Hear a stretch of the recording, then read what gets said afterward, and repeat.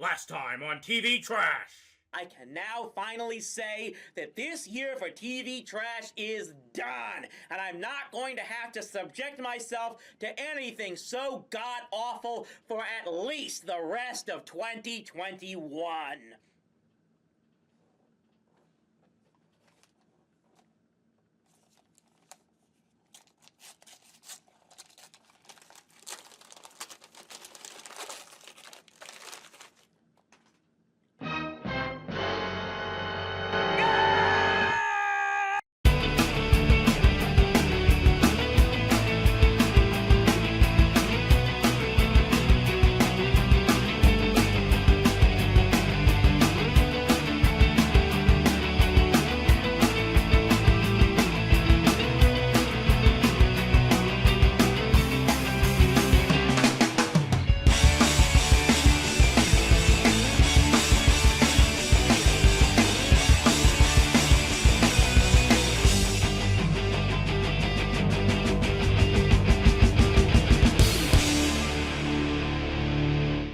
I deserve this. I freaking deserve every bit of this. I made the decision 11 years ago that I was going to make a review show taking on the absolute worst television programs ever, so naturally, the absolute worst keep finding their way to me.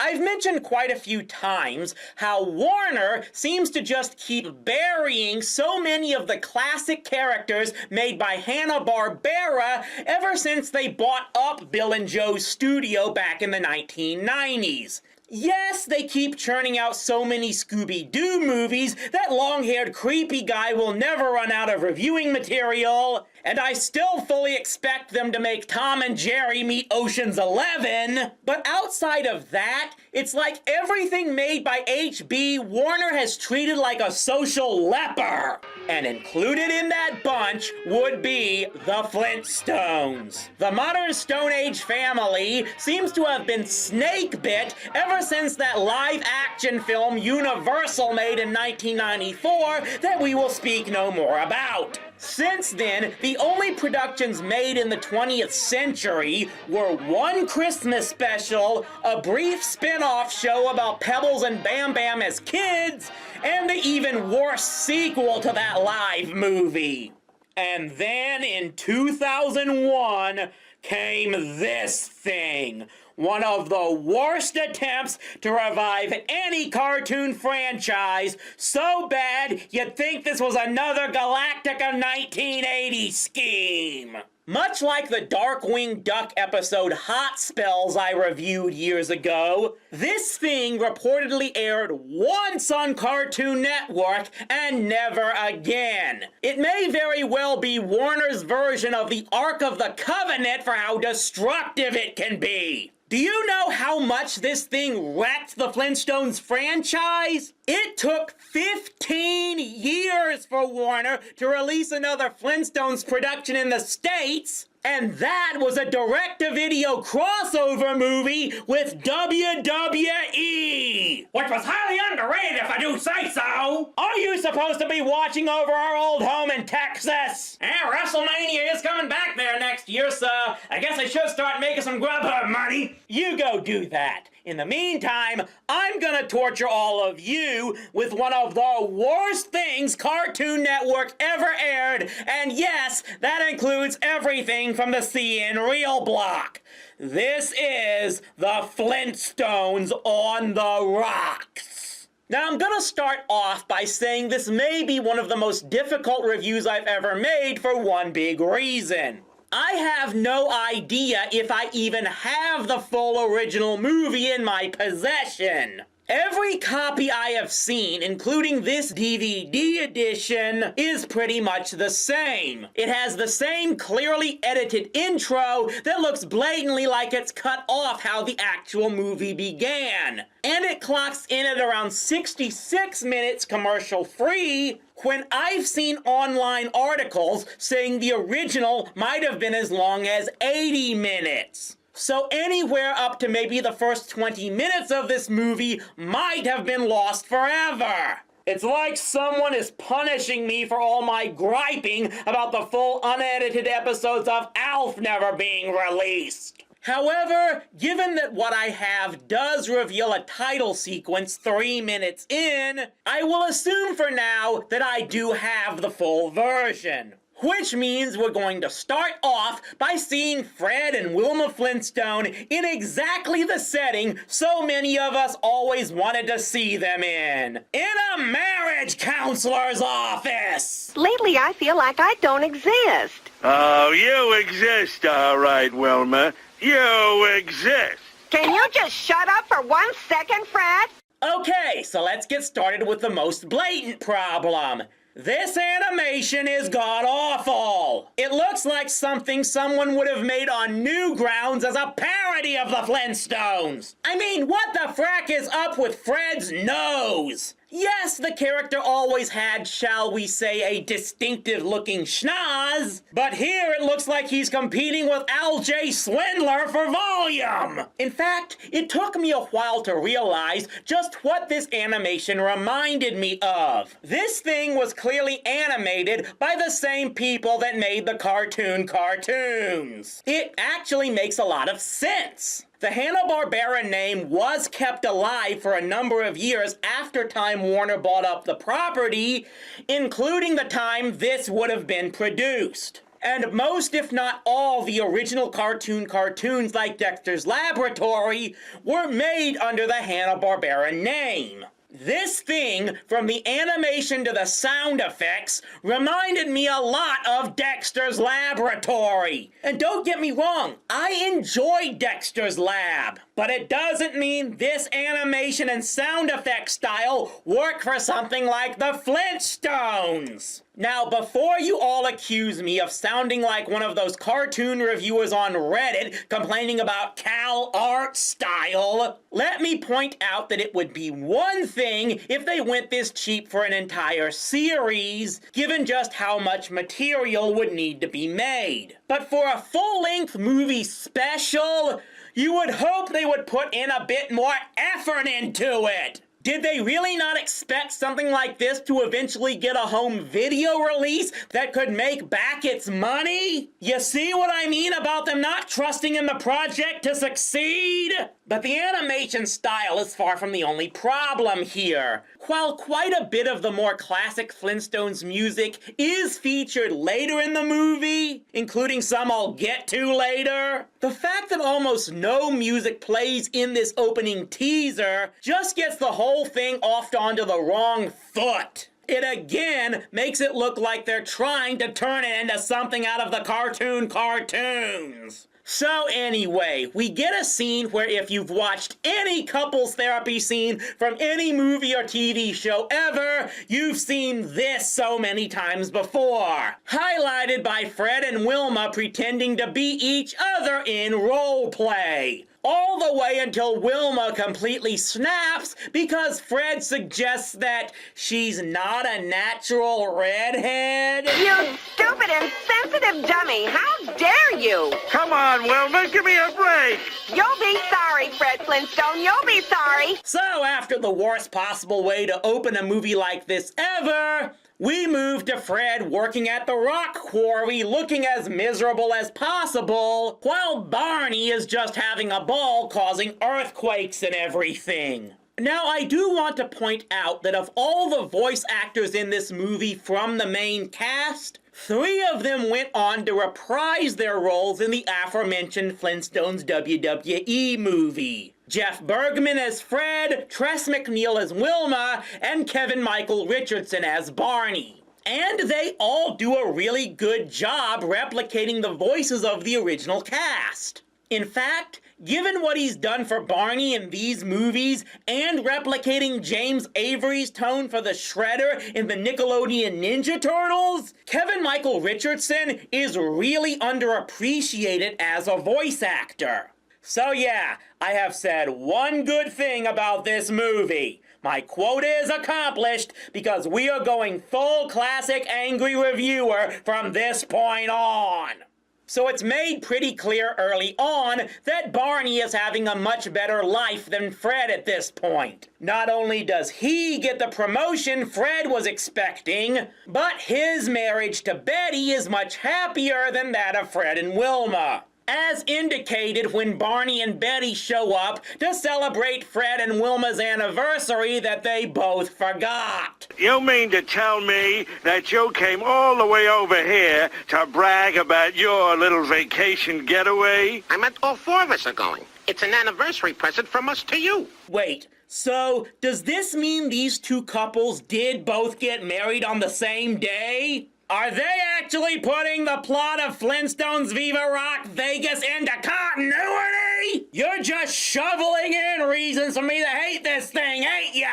By the way, just in case you were wondering, no, Pebbles and Bam Bam are not seen at all in this movie. They're probably off playing with their own kids that Fred and Wilma have likely forgotten about as well. You know, I could have chosen to watch the cartoons from the 70s about Pebbles and Bam Bam as teenagers. Why did I choose to be stupid instead? I'm expecting you to keep an eye on the house while we're gone. You think your little brain can do that? Good. We'll be back in a week, so don't do anything stupid. Why do I get the feeling Dino is not only gonna do something stupid, he's gonna do something I'd much rather watch instead of this? So we get this incredibly long scene of the four driving all the way to Acapulco that feels like they're driving to a wake or something, including this bit where Fred flirts with some hottie driving alongside him that I'm sure won't have any impact on the story at all. And then comes this.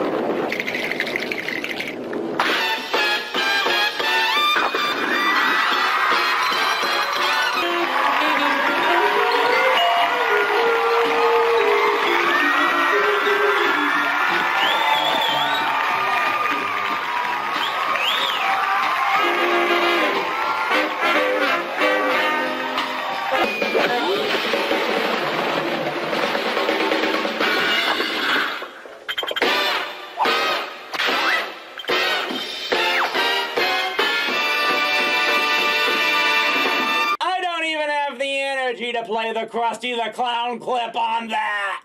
I may as well point out at this time that the music we hear most of in this movie is this instrumental version of This Is It, which was the theme music for the original show in its earlier seasons. However, few if any would recognize it as such, because for years the reruns of all the episodes used the more well-known intro with the Meet the Flintstones theme. So why the frack would you bring it back now? Most people would associate this music with Bugs Bunny. If you're trying to be clever, guys, then guess what? You failed! La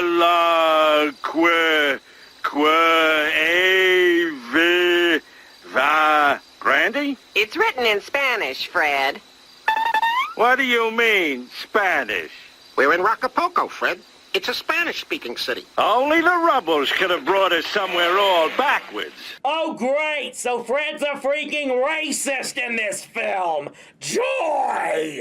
And worse is, I can't even comment about how Hispanics could exist in the Stone Age just because this franchise has cranked out 2 Christmas specials. We then cut to this guy robbing a jewelry store someplace, which is somewhat tolerable, as we do get to see some classic Animals for Technology gags that look like they actually belong in a Flintstones movie. But even this gets weighted down by everything going so damn slow. In fact, after watching this, I will absolutely not stand for any more ridicule of classic Hanna-Barbera animation. Yes, the old TV cartoons were cheap as hell compared to their theatrical predecessors, but at least Bill and Joe knew how to still give them energy. It already feels like had this 60-plus minute movie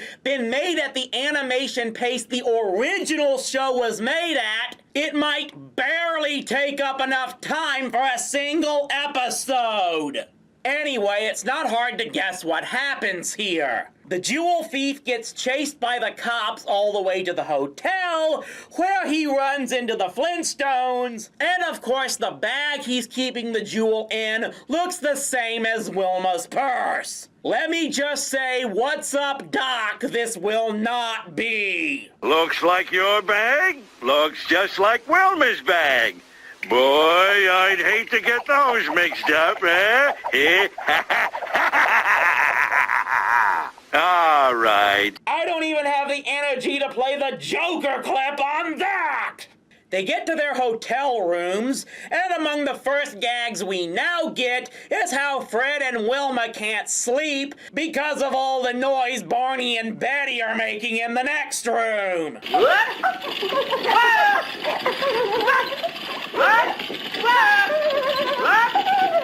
Because we all wanted to hear the sounds of our favorite cartoon characters fucking right!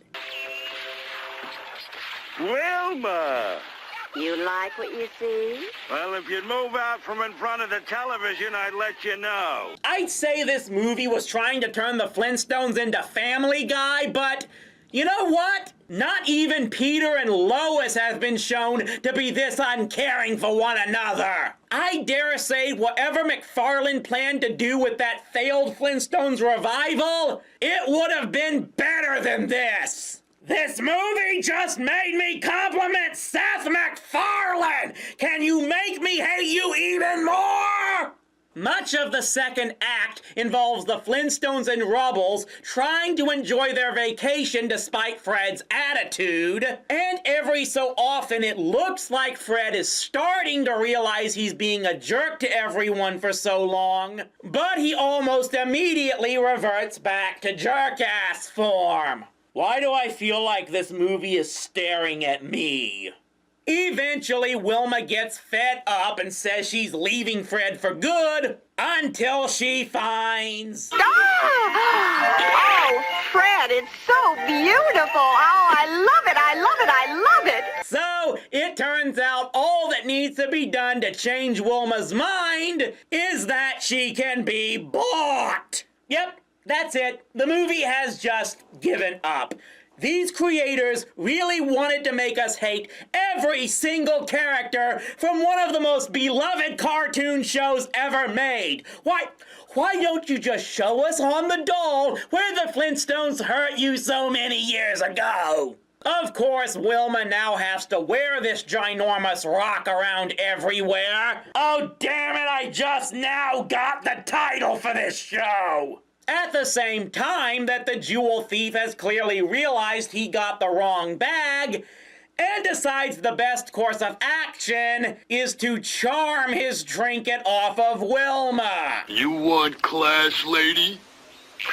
I'll show you class. By the way, we're nearly 3/4 of the way into this thing, and those are the first words this character has spoken. I seriously thought up to this point that the producers were too cheap to have hired a voice actor for him. The third act is Wilma again getting tired of Fred's act, even now that she has the jewel, so she ends up taking up the thief on his offer, while Fred starts drowning his sorrows at the bar with that same hottie he met on the road, but eventually the thief reveals his intentions, and there's this whole race to try and get the jewel, followed by a car chase once the thief takes Wilma hostage. And okay, there was already a Flintstones movie that ripped off James Bond. And it all culminates in this confrontation between Fred and the thief with Wilma on this bridge over a lava pit, where Fred decides the best weapon is telling the thief his own love for Wilma is more valuable than that little trinket.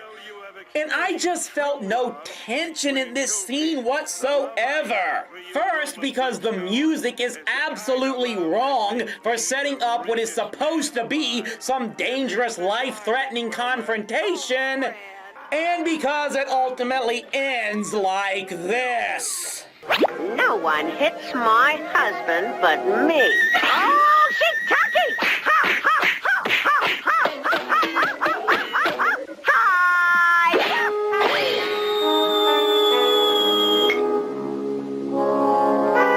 Just go with it. We are this close to getting this thing over with. So the thief gets arrested because it turns out the hottie was an undercover cop. Yeah, who didn't see that coming from 50 miles away? Betty and Barney are now bickering because Betty is jealous she didn't get to be a damsel in distress. We get Fred and Wilma trying out the magic fingers bed that is just being shook by a monkey because we had to get this classic line in at the last moment. And the whole thing ends with an end credit scene showing, sure enough, Dino completely trashed Fred and Wilma's home while they were gone. It still would have been more fun to watch. This thing was horrible! The god-awful pacing and animation that looks even cheaper than that of the original would be bad enough. But the entire story comes off as so mean-spirited, you'd think it was written by some Reddit edgelord. Look,